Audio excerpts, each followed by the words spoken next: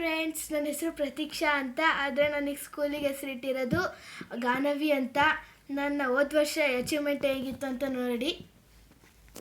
ಇದು ನನ್ನ maths queen certificate Ignis ಹೌಸಿಂದ ಕೊಟ್ಟಿರೋದು ಮಂತ್ ಆಫ್ ಆಗಸ್ಟಲ್ಲಿ.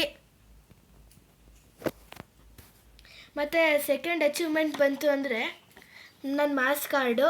ನಂದು ಮಾರ್ಕ್ಸ್ ಕಾರ್ಡಲ್ಲಿ ಎಲ್ಲದೂ ಆಲ್ಮೋಸ್ಟ್ A+, A ತೆಗಿತಿದ್ದೆ. ಆದರೆ ಲ್ಯಾಂಗ್ವೇಜ್ ಟರ್ನ್ ಪೇಪರಲ್ಲಿ ನನಗೆ ಹುಷಾರಿರಲಿಲ್ಲ, ಅದಕ್ಕೆ ನಾನು B+ ತೆಗೆದಿದ್ದೀನಿ.